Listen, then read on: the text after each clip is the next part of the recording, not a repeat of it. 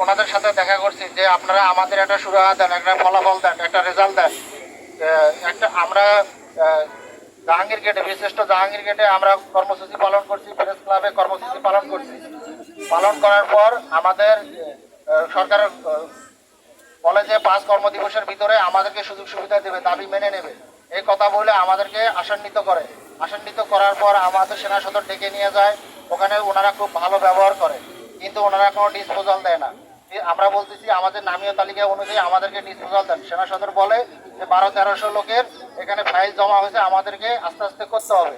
সে আস্তে আস্তে করতে করতে 2 বছর পার হয়ে গেছে, কিন্তু আমাদের সঙ্গে যে স্যারেরা ছিলেন, অফিসারগণ, ওনারা ওনাদের সুযোগ সুবিধা নিয়ে গেছেন। 150 জন আর্মির অফিসার ও নৌবাহিনী এবং বিমান বাহিনী সব মিলে 150 জন ওনার সুযোগ সুবিধা নিয়ে গেছেন। অথচ আমরা একই সাথে বিভিন্ন জায়গাতে আন্দোলন কর্মসূচি করছি। আমার এখানে আমার আজকের মূল চাওয়া হচ্ছে যে মাননীয় প্রধানমন্ত্রীর হস্তক্ষেপ চাওয়া প্রতিরক্ষা সচিবের মাধ্যমে। তাছাড়া আমরা এখান থেকে যাব না। এবং আমাদেরকে যে আশান্বিত করছে, আমরা তো কেউ অপরাধী না।